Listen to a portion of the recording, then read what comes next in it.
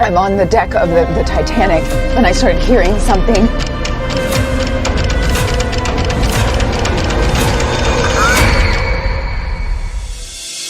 110 years after the launch of the original, Titanic III will set sail in just a few hours on the same path as her namesake. Oh my God, look at this ship! It's time of your life. Okay, it's gonna be the time of my life. Ah! We have cosplayers, mediums, relatives, and as you know, priceless relics from the original Titanic disaster. Full throttle. Full throttle. To the best crew on the Atlantic. We are in open water. On behalf of the White Star Lines, we'd like to welcome you aboard this maiden voyage of Titanic III. So you thought you could just steal these from their final resting place? I preserve them so their memories can live on. I bet you're gonna want to know what hidden treasures are around here.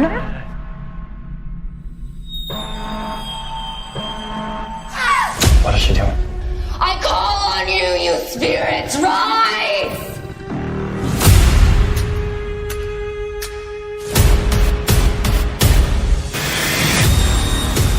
How long has this been happening?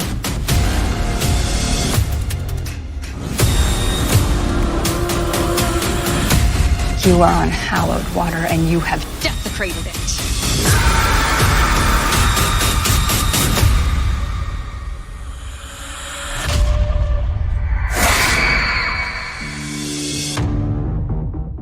Hello, everybody. Welcome to the latest episode of Fresh Cuts. This is Mike, and joining me, as always, is Mr. Venom. What's up, Venom? Greetings and salutations, Celine Dion fans. Well, Mike, will your heart go on? I certainly hope so. I would hope that my heart has more to give. Yeah. you caught me off guard with that question. At first I was like, huh? And then I was like, oh yeah, I get the reference now, obviously. I mean, we just spent 3 hours with Leo and Rose. I mean, how... I watched the right movie, right? Pretty sure. Yeah, we're good. Oh, wait, yeah. Hold on. Was this one supposed to be in black and white? Because I think I may have watched the wrong one. Oh, boy. Oh, damn. Oh, well, it's something about a ship crashing into an iceberg, right? I should be fine just basically going off of that, right? Oh, I think we're good, yeah. All right, cool, yeah. All right, Dawn, what's up? Since you kind of introduced yourself there. Yeah, what's going on, everyone? Yeah, always fun to be here. All right, and then we have a surprise guest, first guest in a while. You should be familiar with this individual. He does shows with all of us. And that would be Derek. What's up, Derek? How are you?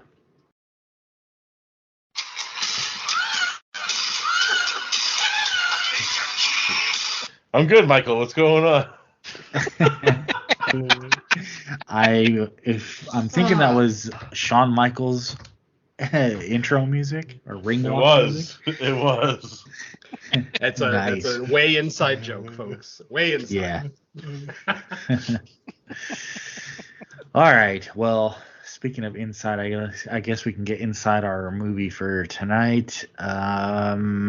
It is We should at least called. buy dinner first. I mean, if we're going to be that upfront about it. Not really. I ain't buying this movie shit. I'll tell you that much right now. Wow.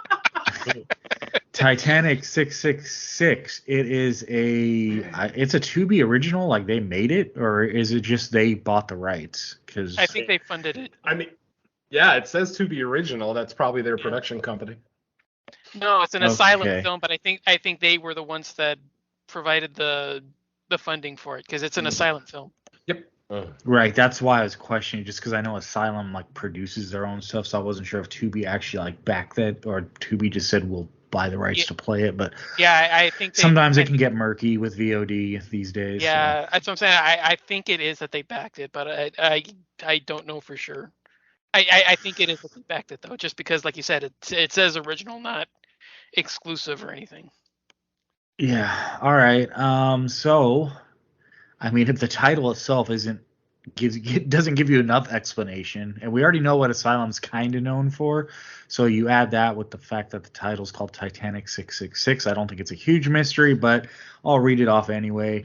Dark forces from the deep rise to the surface, terrorizing all aboard from Titanic III, and threatens to repeat one of history's greatest disasters. Oh, man. All right. We're going to get into general thoughts, so I'll kick it over to Venom. What did you think of Titanic 666?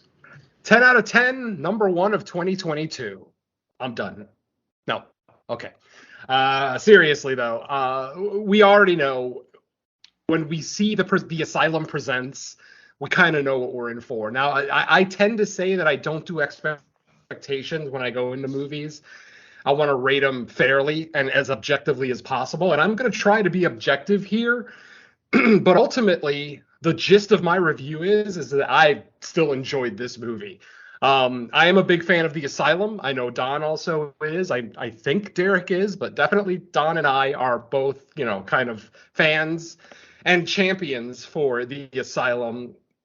Obviously, stuff like Sharknado, Ape versus Monster, Aquarium of the Dead, the Giant This versus Mega That. I mean, just, some definite schlock classics, if you will. Mega Piranha.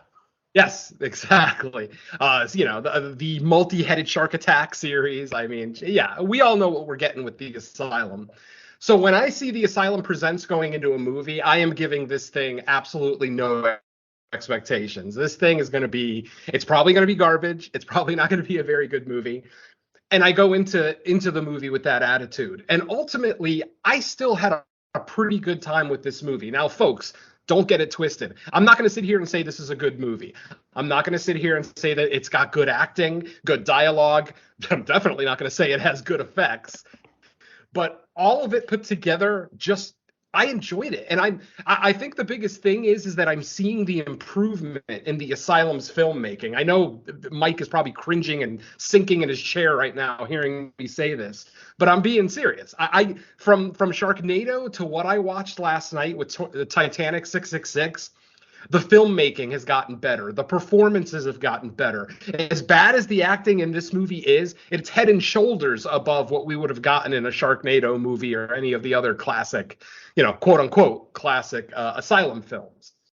The effects are not good. A lot of CGI, obviously.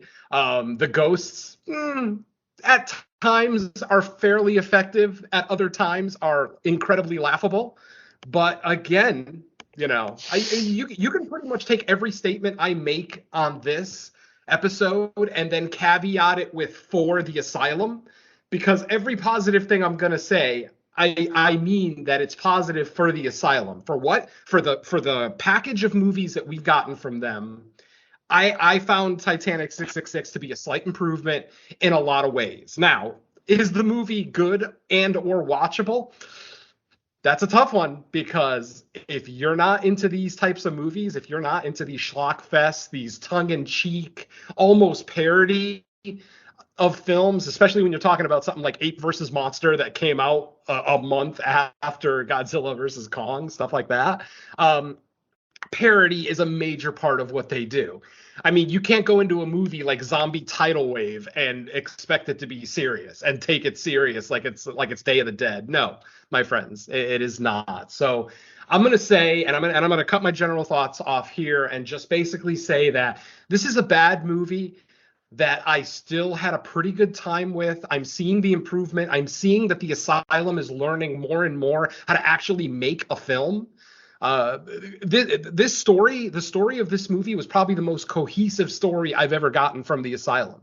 I mean, some of the storylines, and I mean, hell, take any Sharknado movie. I mean, they give you almost no background. It's like, oh, there's a tornado filled with sharks, and that's it. You just have to accept it, and that's fine. Like I said, it's the Asylum. I'm not looking for, Academy Award winning dialogue from a movie like this. I'm looking for a silly good time that doesn't infuriate me or frustrate me. And Titanic 666 did not do that to me. It did not frustrate me. I wasn't getting pissed off. I didn't cringe at any line deliveries. It was exactly what I expected from the Asylum, but maybe a half a step above that even. So All I'm going to say is this is not a good movie, but if you're a fan of the Asylum, I highly recommend it just so that you can see the kind of improvements, at least the improvements that I'm seeing, even over Aquarium of the Dead from last year. This movie is, to me, it's 100 times better than Aquarium of the Dead. That was actually my worst movie of 2021. I just hated that movie. As much as I love the Asylum, it holds, a very soft spot in my heart. I hated Aquarium of the Dead. I just couldn't stand it. But this movie, I had a pretty good time with. I'm sure Mike will tell you everything that's wrong with it, and that's fine because he's not wrong. But just realize that this movie, along with the entire catalog from the Asylum, does tend to speak to a certain kind of horror fan, and apparently I'm that kind of horror fan. So that's it for my general thoughts. Yeah. Okay, let's go over to Don. What did you think of Titanic 666? So, surprise, surprise, I'm pretty much in line with Venom on this one. I had a lot of fun with it. It's still not my favorite. I still have a couple of the other Sharknado films above this one, and I would probably give one of the Mega Shark films. I want to say it's Mecha Shark. I think that one was my favorite of that franchise. I would probably put those above this one, but outside of that, I think this is, like he said, one of the best films they've ever done. I do like the story here. I think it's fun enough for what it is. A lot of the incidental deaths and ghost interactions are better than I would expect from this kind of a film. I still think that there's a few small issues here and there. Way too much CGI, way too much of that just utterly weird distortion effect that they do, where it just looks way too cheesy, and it just kind of takes the mood out when you have a practical look that actually did work in a few scenes.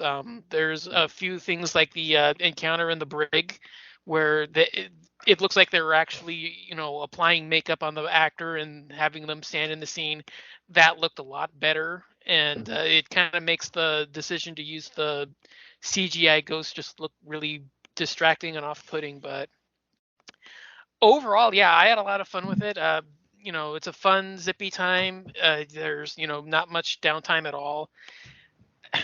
There is one issue, and it sort of involves a lot of the background and motivation for the ghost, and I don't know how much of a spoiler that is. So I would say I want to keep it tight for now, but as soon as we get into spoilers, that's the first thing I want to do is discuss that, because I had a lot of issues with the motivation and the background, and I don't know how much of a spoiler it is.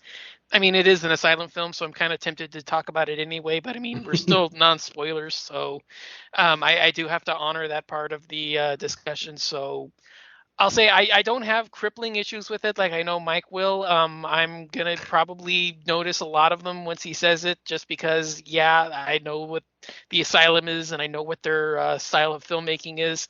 So, yeah, like Venom said, if you know what you're getting in for, this is a lot better than what you'd think. Is this a quality film? No. Is it a fun one? Yeah. Way fun if you're into this kind of thing.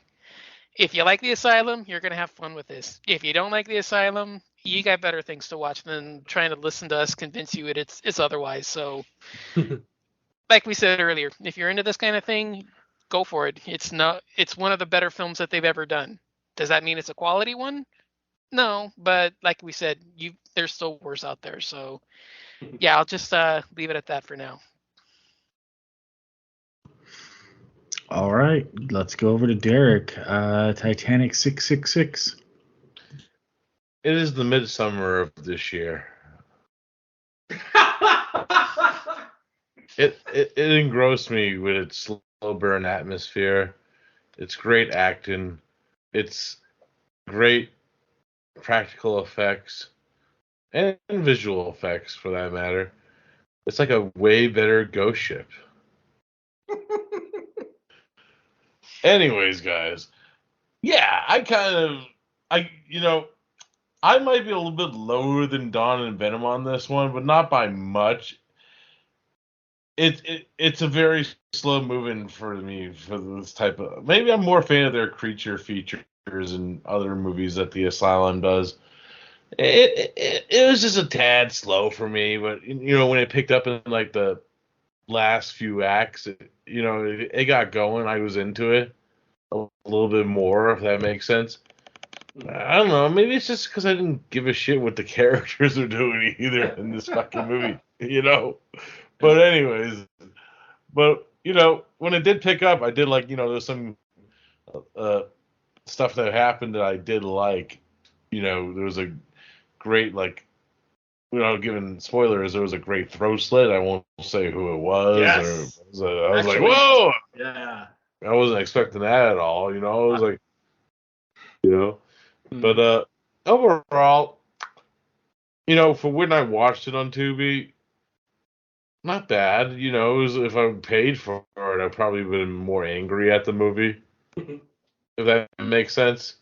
But overall, not my favorite Asylum movie, but not the worst Asylum movie I've ever seen. It's just in the middle for me. All right, Mike, come in here and shit on our parade. No, I'm actually going to keep it short. There's a reason I stopped covering Asylum movies in the past. If I would have known this was an Asylum movie coming into this, I would have vetoed it. If you are a fan of Asylum movies, to me, it was just in line with any other Asylum movie.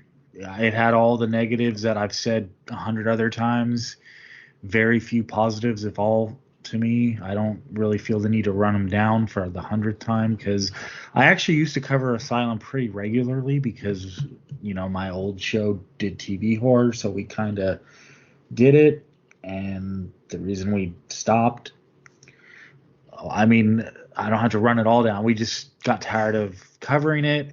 So it's been a while since I've seen one. To me, it's about in line with what I remember seeing. Granted, it's been a while, so maybe for you guys that like watch Asylum regularly, you see improvement. I see the same damn thing I've seen 100 other times. It wasn't good. It was cheap. No effort to do anything outside of what they've been doing for years. But if you like it, you like it. I don't really want to rag on it. Like I didn't want to bring like a bullet list of things I don't like about it, because it's like it's an Asylum film. It's like I would just be repeating myself. It's just not for me. Never has been. And I like corny ass horror movies, but Ghoulies too. Asylum's not it to me. They feel like a very specific product, and I'm just not the target audience for it. I don't see that there's much effort to make anything better than what they do, and it's going on a decade now, and I just see the same thing over and over. I'm trying to think of like if I can give a specific thing about this movie. I thought the ghosts were fucking horrible. Some, yes. Like I don't even know what was going. Like I'm not a fan of CGI, but this looks straight up like someone got on like my laptop and like inserted the ghosts into it. Like I'm not going to go as far as to say it's like Birdemic level bad, but this to me, I know you guys said like that you saw improvement here. Maybe you just mean the movie itself, because I thought like the actual ghosts or poltergeists or whatever were fucking worse. Not the worst I've seen out of Asylum, but I even remember back when I was covering Asylum, some of the shit looked better than this. So I don't know. I'm sure the budget varies movie to movie. It's probably not always the same, but I don't think that shit looked any better than I've ever seen. As far as the movie itself, I guess the story was okay, but I'll say this in terms of John. I'll say this in terms of production value. I think this is actually better than what they did back during the sci-fi days. Yep.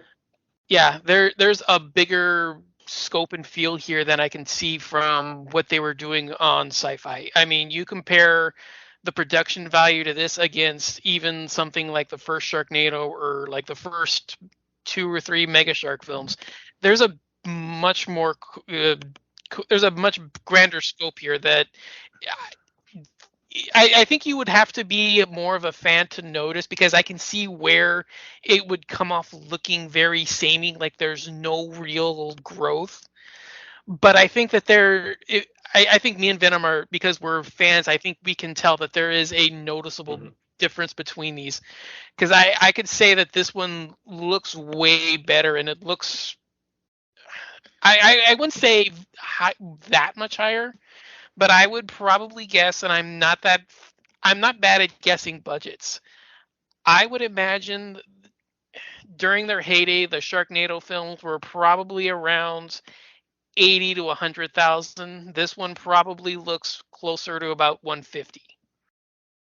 I don't know for sure, but I think this one it does look a little bit bigger. I mean, you can definitely tell that they're using better cameras. Like, whatever camera they're using here is even better than what they were using last year. Like I said, I watched 3 Asylum movies last year, and I mean, I can't vouch for the last time Mike watched one, and obviously he's not a regular watcher of these, so he's just going to see the bad acting, the bad effects, and just chalk it up. Whereas, those of us who are actual fans who realize that this is going to be just schlocky nonsense going into it, I'm seeing the improvement. I mean, like I said, the acting, I thought this was some of the better acting we've gotten out of the Asylum. Is it good acting? No, of course not. But it was way better than anything I've seen in the last few years. Like I said, Aquarium of the Dead almost gave me brain cancer. It was so goddamn bad. But this, like, I could almost watch this one again. I don't know that I ever will. Like, I mean, other than the Sharknado movies and maybe a couple of the multi-head shark movies, I don't generally rewatch Asylum films. Now, Sharknado, because I have the box set, periodically, and the thing is Mrs. Venom is also a fan of the Sharknado movies in an ironic way, for the cheesiness, not because either one of us thinks they're quote unquote good movies. That's the thing about the Asylum. Yeah, their target audience is not the general horror community. It's definitely a fan of, people who like shot on video, who remember like 80s and 90s shot on video horror that we enjoyed. And of course, just people who like the schlockiness and just want to have fun. It sucks. I feel bad for Mike that, he basically spent 90 minutes on this and probably hated every minute of it.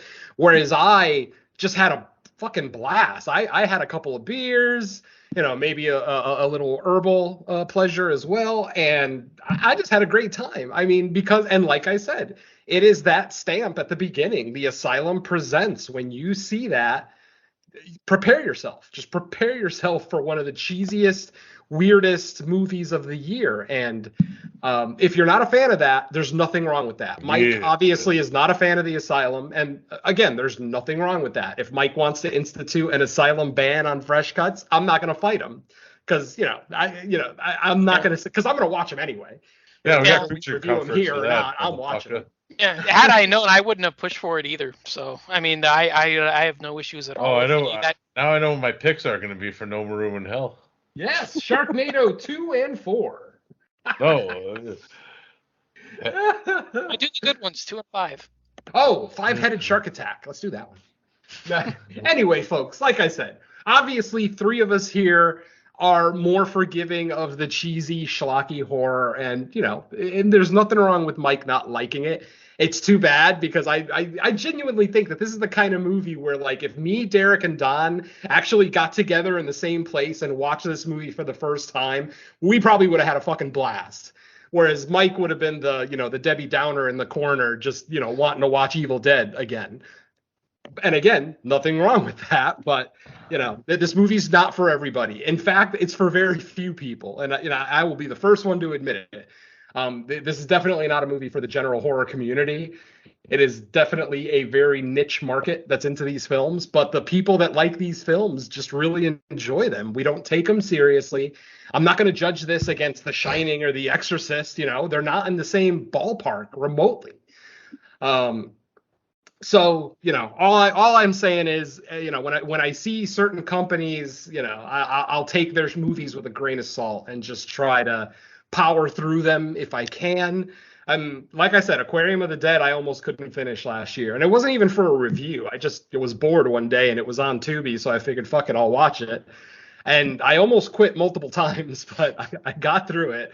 And then I ended up watching Ape versus Monster a couple weeks later and having a decent time with it because Aquarium of the Dead was so bad. So, like I said, you got to find the silver lining where you can. And obviously, for horror fans like Mike, there is no silver lining. For horror fans like the rest of us, it's all silver lining because we're not, like I said, we're not taking this movie seriously. Is this going to be in my top 10 at the end of the year? Hell fucking no, not remotely. Maybe.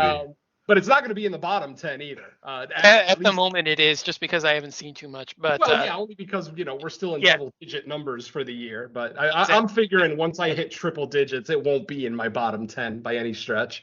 Hell, there's movies that have come out this year that are objectively better than Titanic 666, but I had such a bad time with them that I'll never watch them again. Stuff like Night's End. And what else this year have we not enjoyed? Anime or the animated one? Spine of Oh, Night. right, Spine of Night. So yeah, I mean, there's stuff that's come out this year that's objectively better, but I didn't enjoy them. So take that as you will. Take everything we say on this episode of the show with a grain of salt, folks, because you're talking with 3 Asylum fans here and 1 hater, and that's okay. Yeah. Oh, by the way, Mike, did the Asylum kill evil episodes? I meant to ask. No, I mean not because it was still going after we stopped covering them. And Monsters killed we evil never really episodes. officially banned Asylum. It just this was you got to remember back in kind of like the heyday. I think it was like because of the first Sharknado success, Asylum was like putting out movies like very often on Sci-Fi, and it got to the point where we were like, if we're going to cover the Asylum movie every single episode, it's just pushing out a lot of other stuff too, because we didn't cover like multiple movies every episode. So it got to the point where like, okay, are we going to use the time we do have to constantly cover Asylum? Because we kind of felt like a little obligation to, only because we were a TV horror podcast. So it was like, well, we can cover old stuff, but Asylum's they were actually putting out new stuff, so we were constantly like, should we keep doing this or not? And eventually we're like, there's just too many to cover. We'd have to do it every episode, so we kind of just unofficially were like, we're not going to do it. But it wasn't like a ban, like we will never cover it again. It's just we felt like we covered enough. Yeah. I mean, I'm not going to argue with you. Obviously, you obviously don't like it, and that's fine. And ultimately, Evil Episodes was your show, so if it was wearing on you, and I would never bump another movie to do an Asylum film, not at all. Not unless it was one of the big franchises. If it was a Sharknado movie, maybe, but otherwise, nah. I'd find something else to talk about.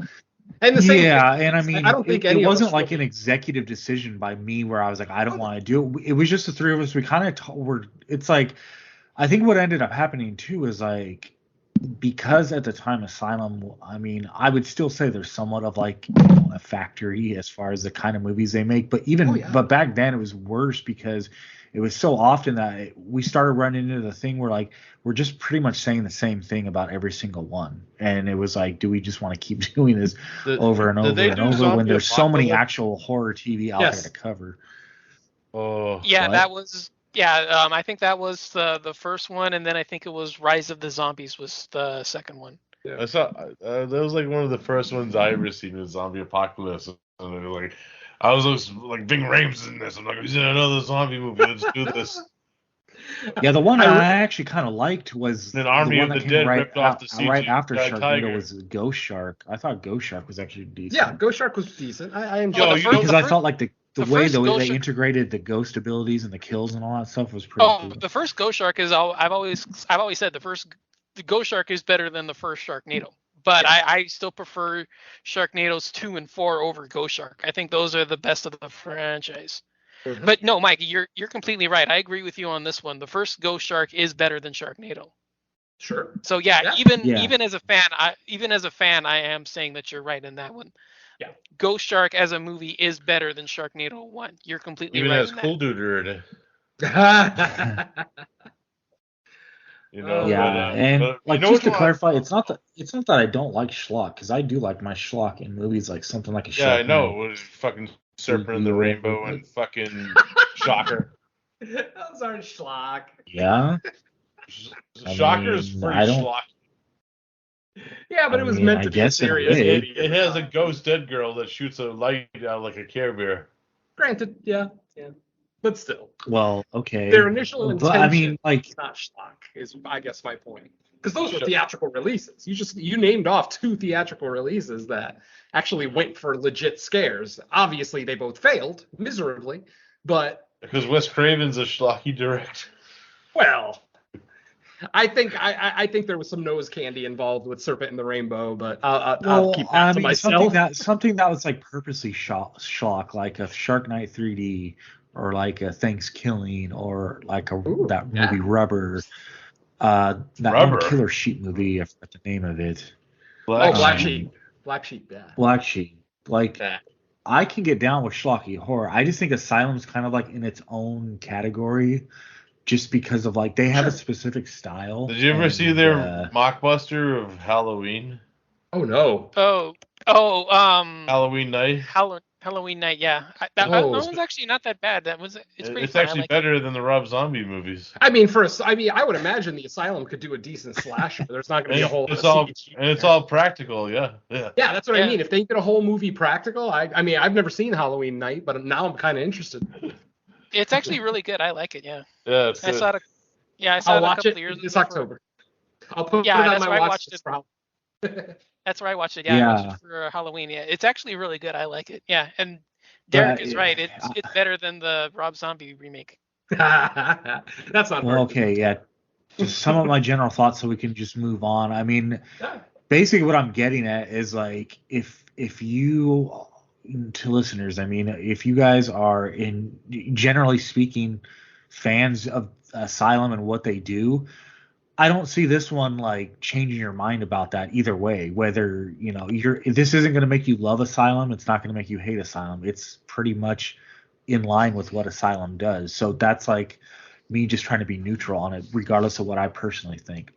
Yeah, I mean, I'll admit the Asylum is kind of one note, but I really enjoy that note. So I will unapologetically pronounce my love of the Asylum. It's. I will never ever say, and I've already said this like 4 times, but I'm going to say it again. I'll never ever call these movies quote unquote good, quote unquote well made, well written, well directed. No, never. But are they fun as hell? In my opinion, yes. And obviously in a lot of other people's opinions, yes, because Sharknado got 6 movies. The multi-headed shark series got like what, 5 or 6, right? So I mean, wasn't it like 15 heads at one point? Did they get to double digit heads? 2, 3, 5, and 6. Okay, so 4 of them. Okay, so still, I mean, that's big enough to be a franchise for the Asylum. So yeah, I mean, like I said, ultimately, I think the point that we're all trying to make is, you know what you're in for with the Asylum. If you like it, you like it. If you don't bother. If you don't even like things like Sharknado or the multi-head shark attack movies, or even like Atlantic Rim, their Pacific Rim ripoff. I mean, that movie is so bad that I laugh at every single goddamn scene, and it's such a good time. I ended up fucking buying it. I'm sorry. I will die on this hill. These movies are so bad that they're fun. And like I said, I will defend that stance to the end. Yeah, I actually haven't seen that one. I've seen the sequel, Atlantic Rim Resurrection or Uprising. Oh, I haven't seen that. Yeah, I've seen the sequel to that one. That one is actually really good too. I just like watching these movies to see what actors they get in them. Like Atlantic Rim has Graham Greene in it. I'm like, what the fuck were you doing, Graham Greene? Seriously? Yeah. So great. Oh God. And actually, for fans of Mystery Science Theater, on season 12 of Mystery Science Theater, they actually do Atlantic Rim.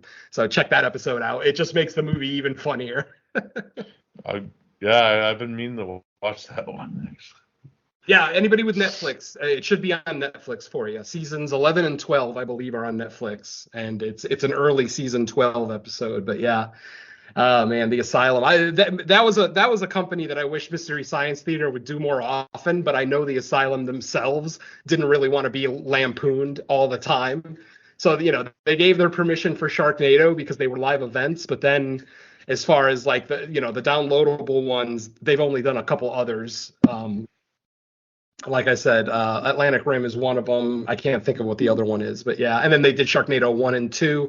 They were supposed to do Sharknado 3 live, but the Asylum put the kibosh on that. So, at least we got the first two Sharknadoes riffed live, and they are epic. Two of my favorite riff tracks / Mystery Science Theater episodes ever. So good. All right. Well, I'm sure Mike doesn't really want to talk general thoughts too much more. Don, Derek, anything else you want to add before we get into spoilers? No, Just that- oh, go ahead. No, I was just going to say just that one little bit I was going to bring up about the plot line, but I'll save that for spoilers. There you go. Derek? No, I was going to say, like I said, it's the midsummer of the Asylum. Just go see it, people. It's 13 ghosts on a boat, just not nearly as good. And I mean either 13 Ghosts movies, because I like the original and the remake. Yeah, I'm that guy, so whatever. All right, folks, here we go. That's your final spoiler warning. I can't imagine there's that many people listening to us right now that are actually going to run out and watch Titanic 666. So here we go.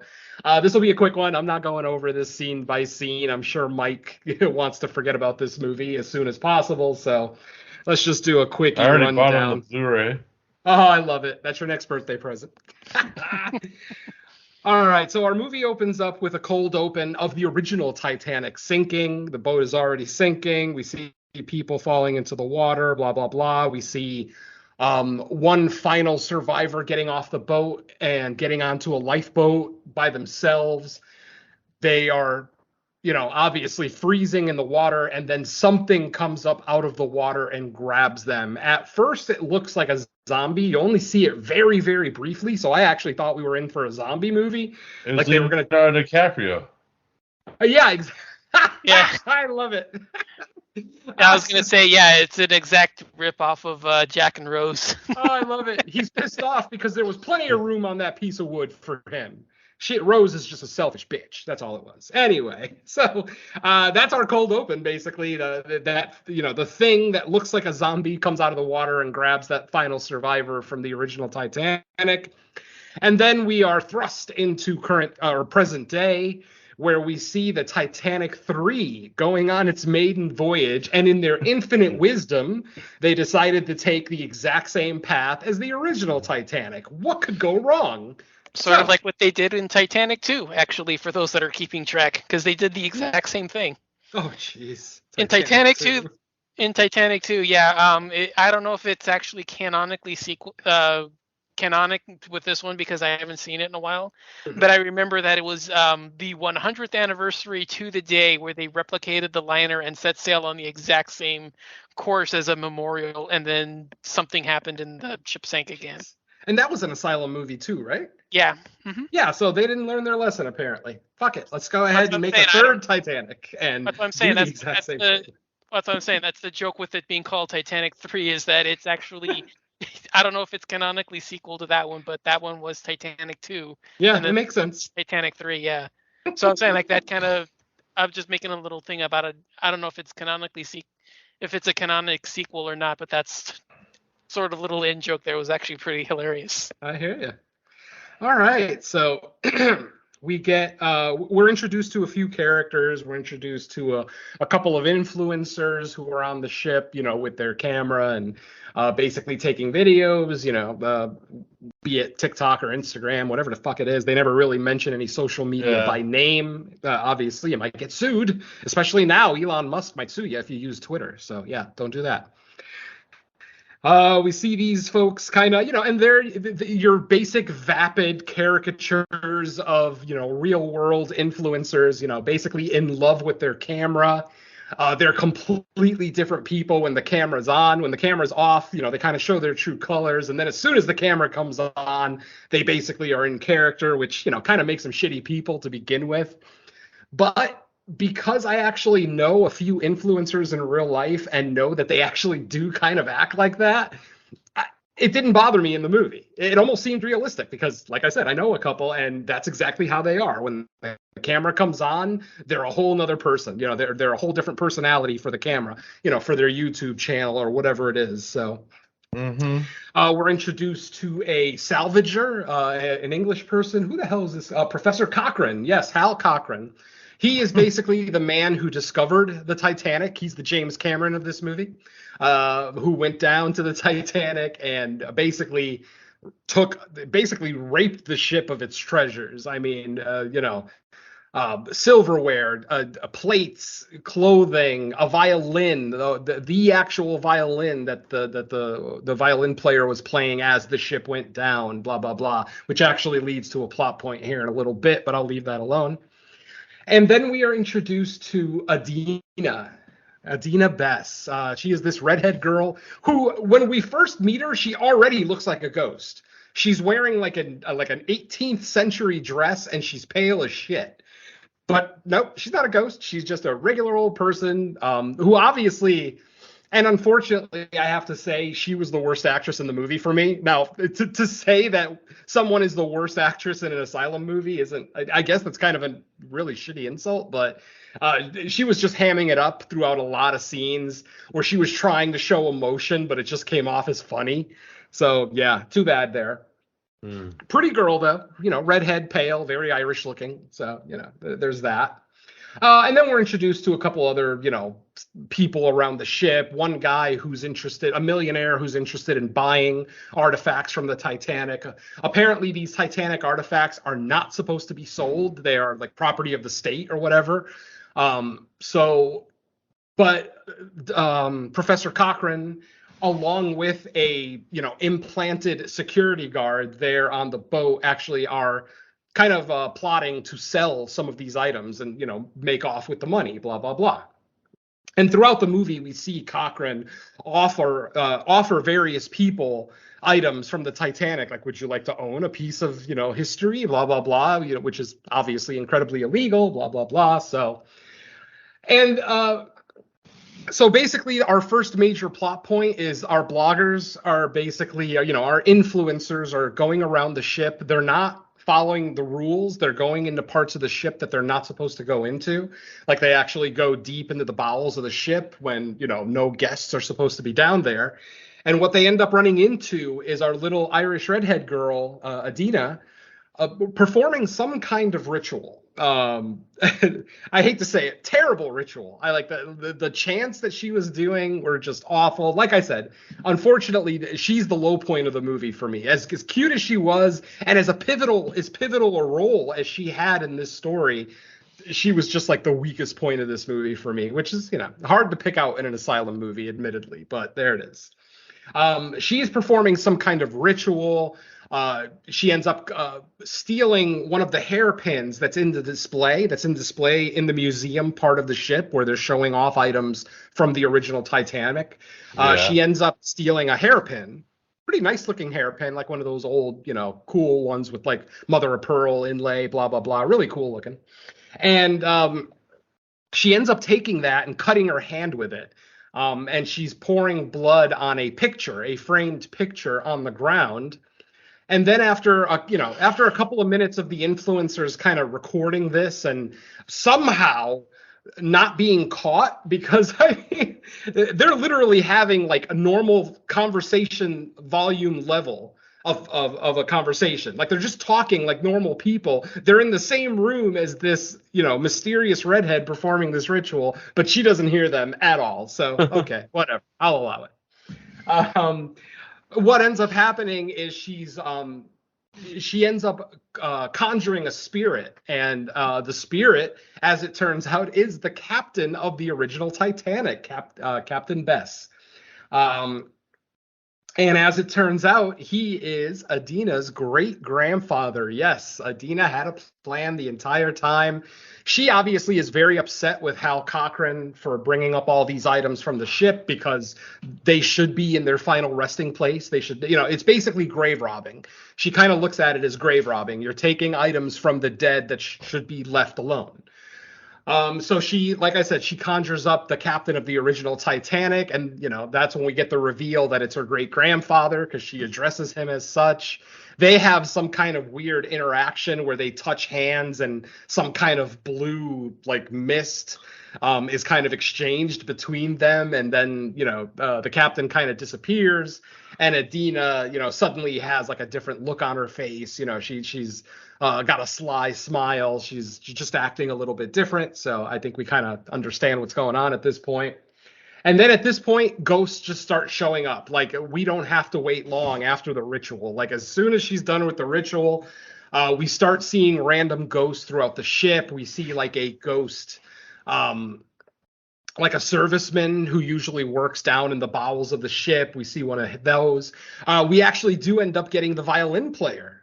He does show up, and he actually has this cool ability, which, again, it's not going to work for everybody because it looks kind of silly, where he's kind of playing his violin in a very screechy way to the point where his victims just kind of pass out and die.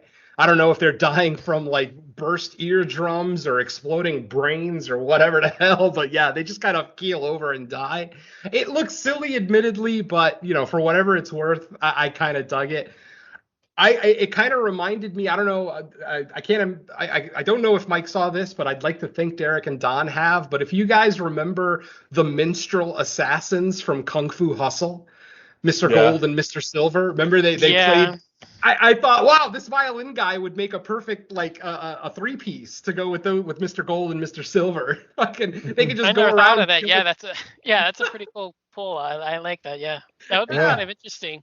Because those characters from Kung Fu Hustle, they're my favorite villains in the movie. I am a musician, and the thought of being able to play a certain note that'll actually like project a spectral sword at someone is just fucking awesome, in my opinion. So yeah, I just thought that was what I instantly thought of. I'm like, oh shit, Mr. Gold and Mr. Silver, rock on. So yeah, there you go.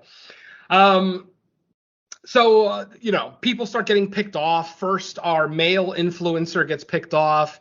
His wife is, distraught looking for him. She ends up getting picked off right away, right after the husband, by the same ghost, the violin player. Or at least we think the violin player is the one who took the husband, because all we really see is a pair of arms come out of the mist and grab the husband, into the mist, and he just kind of disappears. And we never really see him. Well, we never see him alive again the rest of the movie. So, and then literally minutes later, his wife ends up getting taken out again by the violin ghost, but this time it's caught on video because, like I said, they pretty much live on camera as influencers. So the captain of the ship, a couple of members of the security, and then, like I said, the kind of double agent security guard that kind of looks like Derek Mears a little bit. Tall, bald. Yeah. I was thinking of him or the dude that was in fucking Fringe, the bald-headed Okay, FBI. yeah. Yes, I'll go with that. And I actually thought this guy was FBI for a little bit. Like, when they introduced him, it felt very Cloak and Dagger because the ship already had a security team. And out of nowhere, right before they took off, the captain basically introduced him as additional security. And then, obviously we find out later on in the film that he's actually a double agent working with Cochran, trying to sell these items and basically just get out of the country with all the money, blah, blah, blah. Obviously, that doesn't work out. But of course, it's a horror movie, so we know this.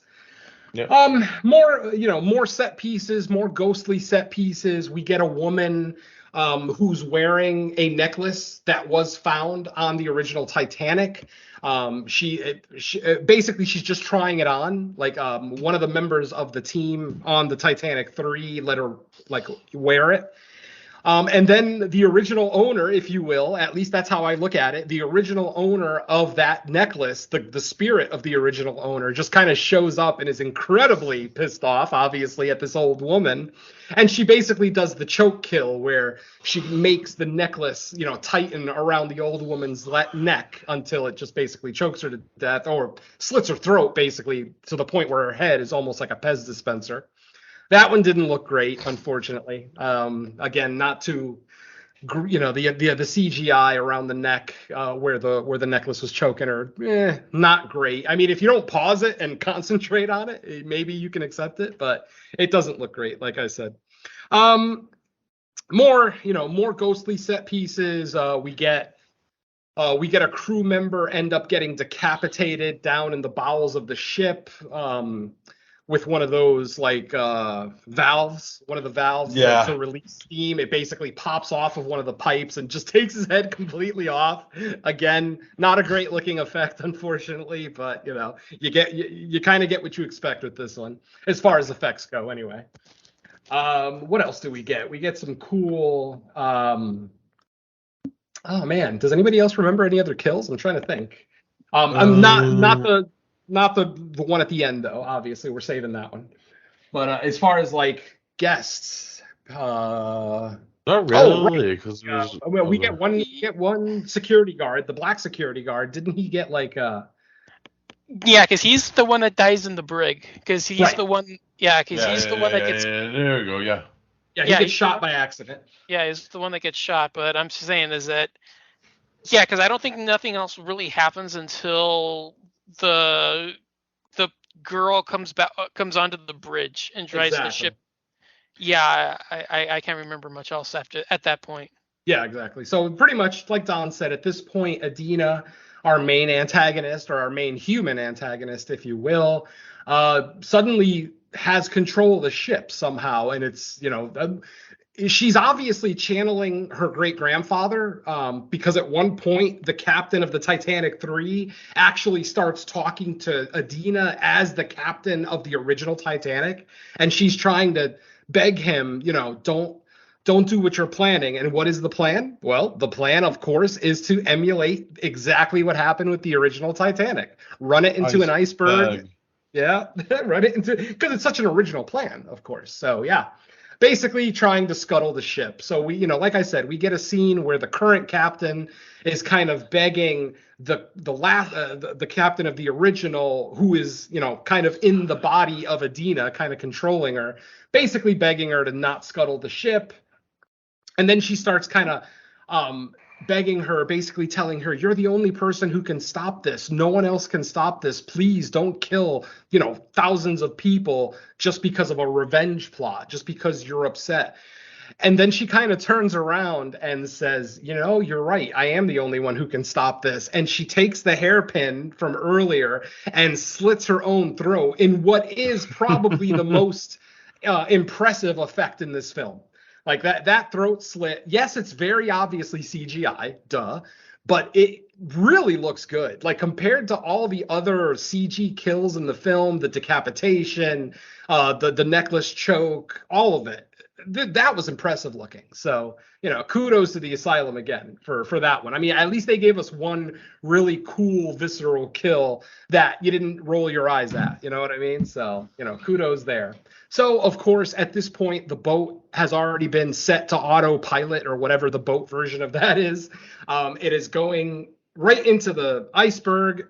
Adina is now dead. There's no one that can stop the boat. At this point, the captain makes the decision to evacuate, getting everybody onto the lifeboats, and then we basically get the same scene from the opening, the cold open, which was a scene from the original Titanic sinking. Mm-hmm. We basically get a carbon copy of that. We see people running around the ship trying to get into lifeboats, women who have been separated from their husbands and they're crying, looking for them, blah, blah, blah. More people start getting taken out. We end up seeing, and this is one of the cooler decisions that I actually do like about the film, we start seeing the spirits of people that have been killed in the course of the movie. So we actually see the influencers in their ghost form going after Cochrane, because he was, they kind of look at Cochrane as being responsible for all this because, he's the one who, went down and took all these items out of the sunken Titanic. So, we get cool scenes with, the influencers coming back and taking people out. We get a cool scene with the Derek Mears lookalike security guard where he gets killed by a spirit, but then he gets up almost instantly, and he is now a spirit, and he basically makes a lifeboat fall from the ceiling, basically a lifeboat from the original Titanic that they had restored and put in the museum. They hung it from the ceiling. That ends up falling on the curator of, I forget the woman's name. She's like a little short-haired brunette. She's like the curator of all the items that are in the museum. Like she's handling all them for Professor Cochrane. She ends up getting squished by this lifeboat in what is not a great looking scene. There's not even any blood. That's unfortunate. Like, how do you crush someone with a lifeboat and not even a little bit of a blood splat? Like, nothing at all. So, yeah, a little disappointing once again. But what are you going to do? Oh, man. So, basically, the ship is sinking deeper and deeper. More people are falling into the water. We get the scene that we get in every Titanic movie where the boat kind of turns upwards and people are sliding off the deck of the boat into the water. It's a pretty common thing to see in a Titanic movie. Until finally the boat is completely submerged. I have no idea how many people survived this because they don't really show lifeboats getting off the Titanic III and kind of sailing off or anything. Basically what we get is almost like an outro to the movie where basically Professor Cochrane is in a lifeboat by himself. So obviously you could tell he's a selfish dick. I mean, we already knew he was a selfish dick before, but when he was supposed to be helping people get into lifeboats to get them off the boat, he instead takes a whole lifeboat to himself and gets off the boat like a selfish prick. So he starts to hear something kind of swimming towards him in the water, which kind of emulates what we saw in the cold open where the girl is seeing a hat kind of float towards her, and then she goes and picks up the hat, and that's when the zombie/ghost kind of jumps out of the water and grabs her. So obviously that's what we're all expecting as the movie viewers. We're expecting something to jump out of the water and grab Cochrane. Unfortunately, it's the captain. It's legitimately the captain. She swims up to the lifeboat that he's in. He does pull her into the lifeboat. And then, they have a kind of a short conversation where he admits that, no, I didn't really, I tried to help people get on the lifeboats, but I didn't really. I think he says something along the lines of, it's not in my nature to be helpful. And then he starts talking about how he can't believe the one person who was responsible for all this horror is still alive, that he survived. And the captain, basically agrees with him, says, yeah, I can't believe you survived either. And then out of nowhere, he dies. I guess the exposure just got to him. Obviously, he was shivering the entire time he was in the lifeboat. Obviously, they're in fucking ice cold water with icebergs around. So he basically dies. The captain starts to kind of, show a little bit of emotion for this piece of shit. And then just as she kind of reaches over to make sure that he's dead, he pops back up in his ghost form, with the black eyes and the big ass mouths. That was one thing I wanted to say, man. The ghosts in this movie are incredibly oral. Like they all have gigantic mouths that open, way. I guess that's the shtick for the movie, that, the ghosts can open their mouths that wide to look real creepy. But after a while, it does look pretty silly. Especially, and I have to point it out, the female influencer, when her ghost comes back, that is probably the worst looking ghost in the whole movie. It is just so bad. And they focus on her too. Like they leave the shot on her for like a few seconds. And it's almost like they're advertising how bad their CG is, when they really could have done what they did earlier in the film, like with the captain, when he first shows up. That's not CG, that's practical. Like Don mentioned, the ghost in the brig is practical. This is going to be interesting. And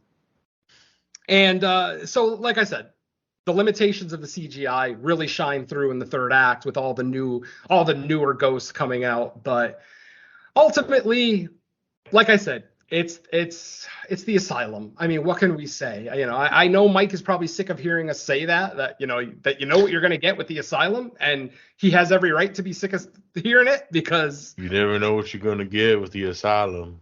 Well, I think you do. I think most people do. Not really a fair analogy there, Derek.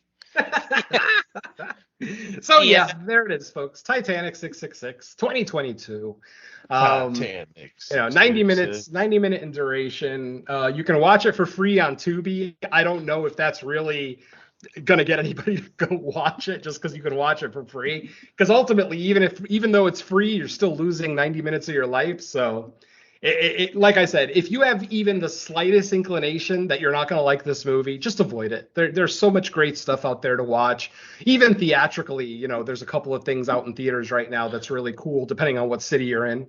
So yeah, it does not get a strong recommend from me unless you are an Asylum fan. And if you are, then I say absolutely check it out. It is easily, as far as actual production value and performances and things like that, like to me, it's easily a top 3 to 5 Asylum film. It's not my favorite by any stretch, but I would say top 3 to 5 for me. It's just, and I'm just trying to be objective here with, when you compare it to other Asylum movies, and that's all I'm comparing it to is other Asylum movies ultimately.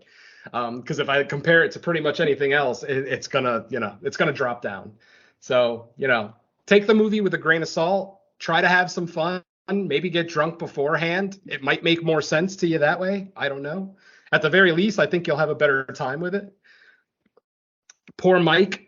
Too bad he couldn't have gotten wasted before watching it. I know it's not probably something that, because I know I don't do it when it's a movie for a podcast. Like, I don't want to get too wasted and try to take notes and try to remember plot points and things like that. But this is definitely a movie that needs some inebriation, at least a little. So that's it for me, Mike. I don't think I have anything else I could possibly say about this film. Well, the one thing I was going to bring up, the one thing I was going to bring up is I think the way that the ghosts interact here is kind of cut between 2 different films. It seems as though the initial idea is that they're going after they're going after the curator for stealing the artifacts. But then he's never really the target that they're going after if that's their goal. It just seems more like they're trying to get anyone that they're after. Yep. Anyone that they can find. So they never really put him in danger. If he's the one that they're going after because he stole the artifacts, he should have been the first victim.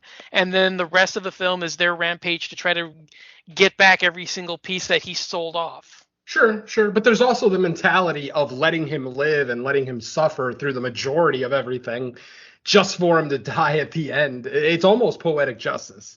I mean, they could have taken him out quick and, that would have been satisfying. What I'm saying is that if, he's never brought down by their hands, so why would they not do anything themselves? Valid. But, obviously, as it was their plan to scuttle the whole boat anyway, they probably assumed everyone on this ship is going to die regardless. I mean, that's what Adina was saying the whole movie. Everyone on this ship's going to die. No one's ever getting off this boat, blah, blah, blah. So, I mean, if the spirits legitimately believe that, they're not in a hurry to take out their main focus, have some fun with them, I mean, Jason, Michael Myers, Freddy, they all do it. They tend to have fun with their victims. They don't take them out the instant that they run into them. Sometimes they do, yes, admittedly, but for the most part, I mean, that's part of what makes a great slasher is the stalking. It's the killer stalking their victim, stalking their prey. And even though we don't really get a lot of great stalking scenes in this movie, I can kind of see why the main antagonist, not really antagonist, but the main douchebag of the film kind of made it to the end. Especially with the fact then that he then takes out the captain, who is a completely innocent person. So ultimately, I think the spirits are probably happy with their, with what they did. They got the job done. Like I said, they don't show us any survivors. They don't show us any lifeboats filled with people sailing away. So you can make the assumption that everyone did die, especially because the boat, the ship that was coming to rescue them was still like almost an hour away when like the shit hit the fan.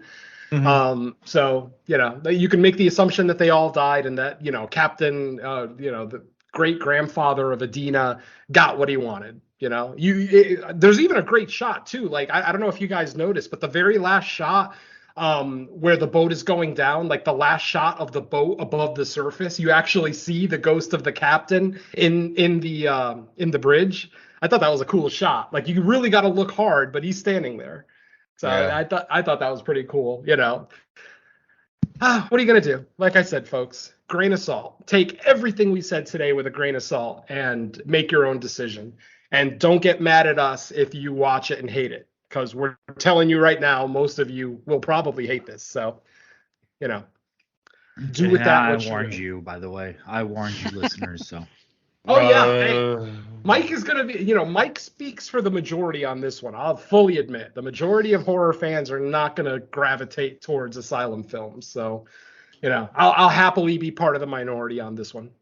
And I'll happily second that. I'll third it. Fuck him. Fuck Mike Merriman. Fuck him. Outvoted 3-1. It's a good movie. Go see it. There you go. I knew joining a podcast for majority. I'm not even on any side. I'm on the side of it's an Asylum movie. You've seen them before. You know what to expect. So it's on you. Yep. That's all I really got to say. Mike's gonna start an anti-Asylum / Marvel fucking / Marvel / Disney. I'm okay with Disney. Well, some of Disney, I guess. Yeah, there you go. I mean, Disney covers so much. It's hard. It would be hard to just be anti-Disney. Granted, though, I do know a lot of people that are anti-Disney, like very hardcore anti-Disney. Like they'll actually research, and if like the company is like, if like one of the production companies is like a subsidiary twice removed from a potential Disney child company, yeah, they literally will just boycott it. So Mike's not nearly as bad as some of the people I know, definitely. I'll give you that. Yeah. All right. Well, I think that's going to do it for the discussion on Titanic 666, but we're going to let everyone else, or we're going to let everyone know where they can hear more hours. Us, so, well, it'll be 4 more hours of me doing something else. So, Venom, what do you got out that's new? All right. Well, the newest is going to be Creature Comforts episode 8. It is out. It is out today. Let's see. We have our first returning guest on the show, Mr. Bo Ransdell from the Dark Parade and other Legion podcasts, making his return trip to discuss 1997's The Relic, starring Penelope Ann Miller and Tom Sizemore. A really, really fun episode that we actually got to practice once for some reason that you'll find out if you listen to the show. I'm kind of sick of talking about it, so I'm not going to talk about it anymore here. Anyway, let's see. Obviously, the main show, No More Room in Hell, will record its latest episode this coming Sunday. I imagine it would be out shortly after that. We'll be looking at my picks, and this time I decided to look at a couple of spring break horror films. One of them kind of obvious, and then the other one a little bit more obscure. The obvious one, of course, is going to be The Ruins, which, big theatrical movie from the late 90s, early 2000s. I forget the exact year, but 2009. Whoa! Wow, I was way off. Okay, I was about to say that. Yeah, late 90s. Damn, I might be thinking about The Relic again. All right, so we're doing The Ruins, and then we are also doing Out of Spain, a found footage film called Atrocious, which is a film that I saw years ago when it was brand new, that I really, really liked, that no one was talking about at the time. But again, it's Spanish, it's found footage, it's probably not something that American horror fans are going to gravitate towards, so... but it was something that I enjoyed. I have not rewatched it for the show yet, so let's see if my opinion changes on that. Like I said, that'll be recorded this coming Sunday, and all three of us are here. Mike, Derek, and myself, we're all here. So, your whole main show crew is with you here on Fresh Cuts. And let's see, guest spot on... I did 2 guest spots on Cinema Beef recently. Both of them were for Christopher Guest movies. For anyone who doesn't know, I absolutely love the Christopher Guest mockumentary films. Starting with Spinal Tap, even though Spinal Tap is technically a Rob Reiner film, it did kind of inspire Christopher Guest, who was a star in the film, to continue, the trend of mockumentaries, going into Waiting for Guffman, Best in Show, A Mighty Wind, For Your Consideration, just some absolute classics out there. I was able to join Cinema Beef for Waiting for Guffman, which admittedly is not one of my favorite Christopher Guest movies, but If you listen to the show, you'll hear more about why. And then I also was able to guest on the Best in Show episode, which is one of my favorite Christopher Guest mockumentaries. And again, if you listen to that episode, you'll absolutely know why. So check both of those out. I'm pretty sure the first episode on Waiting for Guffman is available now. The next episode for Best in Show will be released shortly. And they're even recording, as we speak, they are recording their review of A Mighty Wind, which was, Christopher Guest's look at folk music. So look out for those episodes. And that's it for me, Mike. All right, Don, how about you? All right, as mentioned, Creature Comforts with episode 8 on the Relic is available. Latest episode of my show, the Horror Countdown. I had a friend of mine from one of the podcasts I promote on to do our favorite horror comedies, which was a lot of fun. And I'm pleased to say that the long promised and essentially multi-time delayed guest spot on the House That Screams podcast is finally recorded. I still haven't heard back on editing for when it's released. I think it's like I said, it's in the editing stage. So it should be out either next week or the week after. I'm not sure their schedule. But it's recorded and in the processes of being edited. So you'll hear that soon enough. I joined them to look at Suspiria. So that was a lot of fun. Yeah, there was a lot of that going on. So, All right, Derek, and then, what about you? Oh, sorry, I thought you were Don. Yeah, don't cut Don off. What the fuck, Mike? No, I was gonna say I'll let Derek do his guest spot. That I was done, but I was just gonna say I'll let Derek talk about his connection to a guest spot. What guest spot? I released your episode last week. Oh, okay, yeah, no shit, Sherlock. I forget.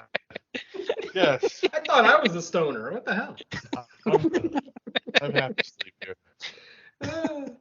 All right. So, Cinema Attack should be sometime this week, I think, where we just recorded an episode on the ritual and no one gets out alive, which was a fun conversation. A short show, but we just kept it nice and breezy, 2 movie reviews to get us back in the groove of things. Should be back with more episodes of that soon. Of course, No More Room in Hell, Creature Comforts. Look out for those. And, for my guest spots, I guested on The Dark Parade with Mr. Bo Ransdale, did My Bloody Valentine. And, of course, Mr. Don and Ellie on the Horror Countdown. We talked about our top 10 favorite British horror films. There you go, Don. I got you. Thank you. Like I said, I'll let you cover that one. But And before we leave, I got one more thing I got to share for the audience. Uh-oh. That'll make them happy. Don't do it. He did it.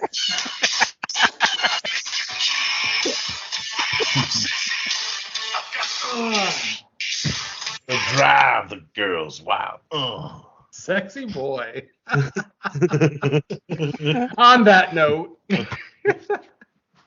Are we going back to the theater, or is there still another week before something hits? Still another week. And then we're going to have to kind of wrestle with what we do next week. Because we got Firestarter and The Sadness dropping on the same day. I know you already know where my vote is going, so.